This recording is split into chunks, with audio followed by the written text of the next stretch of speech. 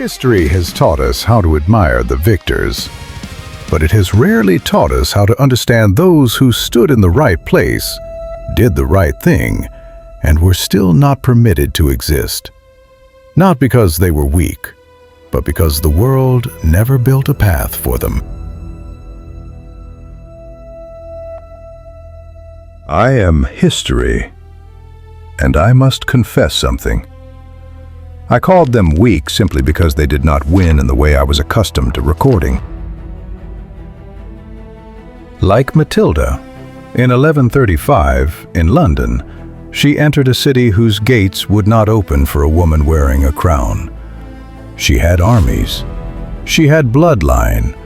She had the oaths of lords. But there was not a single word in the law that made room for a reigning queen. I called that failure. I did not name the loneliness of a woman who dared to claim her right to rule. Matilda, 1102 to 1167, was the first woman in English history to openly claim the right to the throne as a legitimate successor.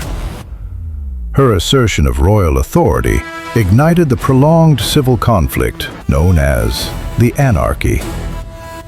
Although she was never formally crowned, Matilda paved the way for the future acceptance of women within dynastic power. I recorded the achievements of those who survived and overlooked those who existed only so history could change direction.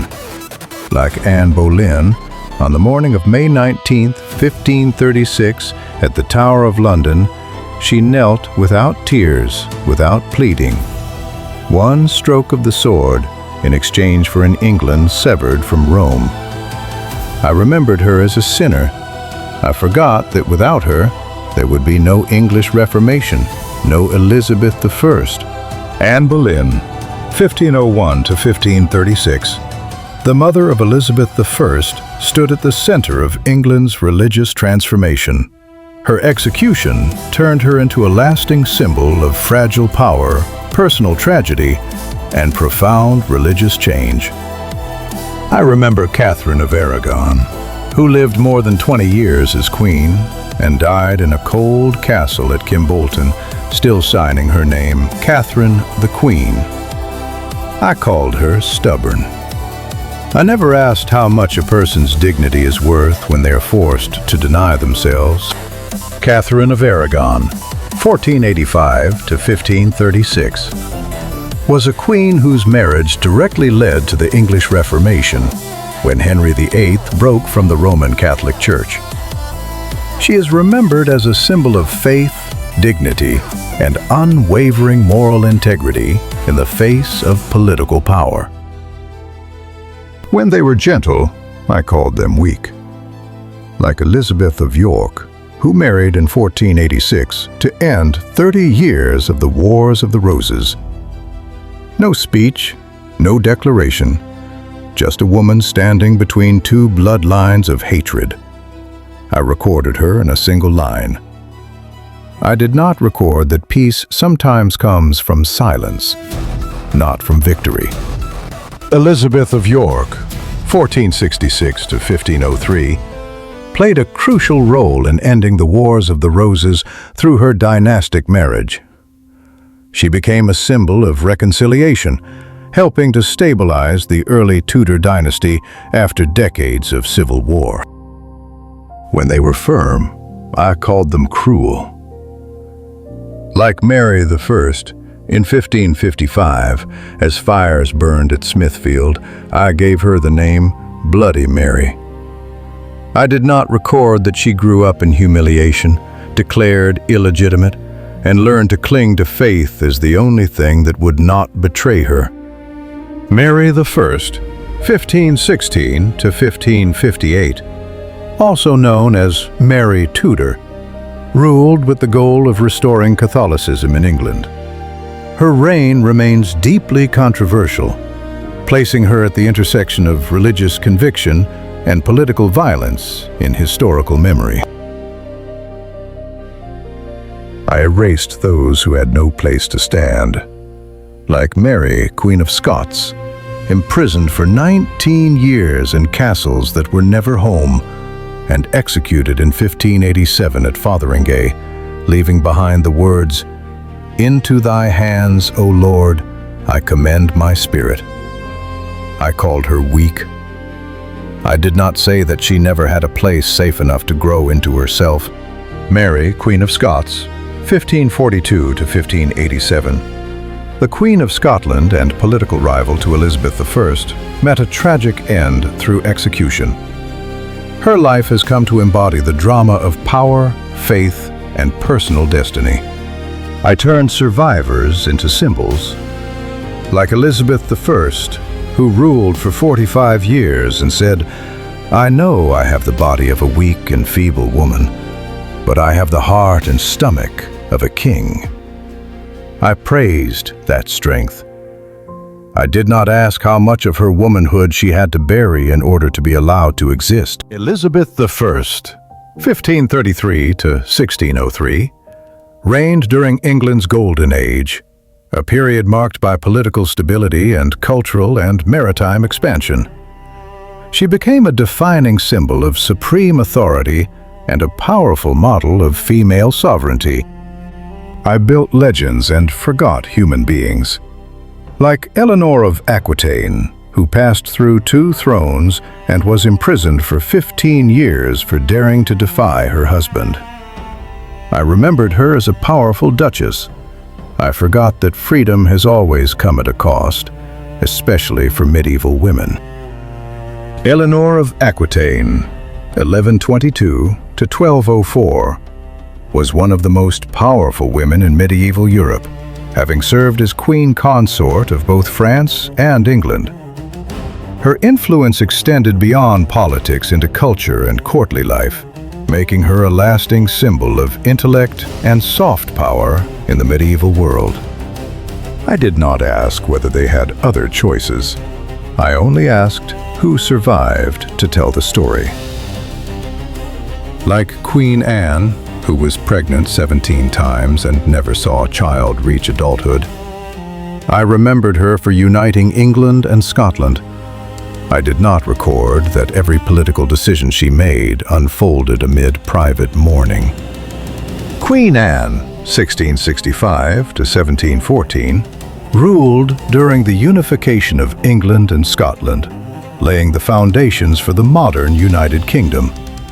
Her reign represents a transitional period between older forms of monarchy and emerging modern state structures. I glorified symbols and erased people. Like Victoria, who ruled for 63 years and wore black for 40 years after her husband's death.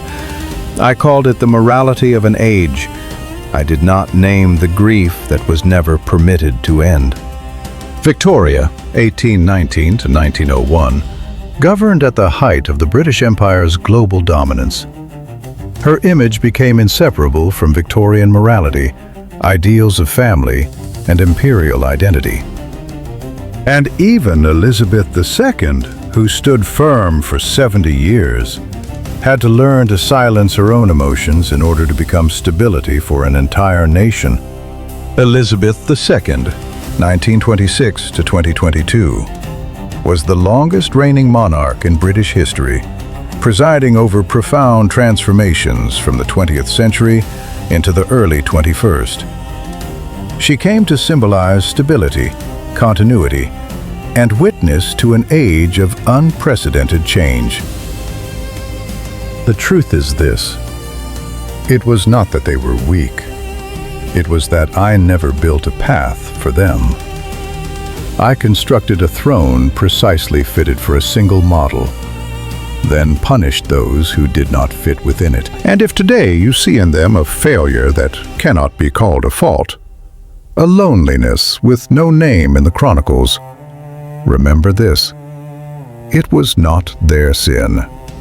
It was my silence, and perhaps I am still repeating it. There are no longer thrones, no crowns, no execution grounds or stone prisons, but the structures remain. Today, people are still measured by predefined molds. Strong, but not allowed to be vulnerable. Different, but not allowed to deviate. successful but not allowed to pay too high a cost, outspoken but not allowed to make others uncomfortable. I call this adaptation, but often it is simply a more refined form of exclusion. Those women of history did not disappear with their dynasties. They return in those who must work twice as hard to be trusted half as much. In those who do not fail, yet are not permitted to succeed on their own terms. In voices labeled too sensitive, too harsh, or not suitable. Not because they are lacking, but because the space made for them is still too narrow. The lesson is not in glorifying the past, but in recognizing the structures of the present. For history does not repeat itself through form, but through logic. When a system accepts only one kind of winner, those who do not resemble that model will always be named with other words. Not enough, too different, not ready. And so the question of our time is not who is right, who is wrong, but for whom are we building a world with room to stand? Who is allowed to fail without being erased, to be strong without being feared, to be silent without becoming invisible, to be different without being excluded? If history was ever wrong, it was not because it was cruel, but because it was not wide enough to contain human beings. And if today we return to these stories, not to judge them, but to examine ourselves, then perhaps this is the first moment when history is no longer merely written, but revised by the way we treat one another. Some things do not require answers, only one moment of being truly seen. History may have called them failures to avoid facing a more uncomfortable truth, that at the time, there was no place for them, from the very beginning. And yet, they are remembered with remarkable clarity by the ages that came after.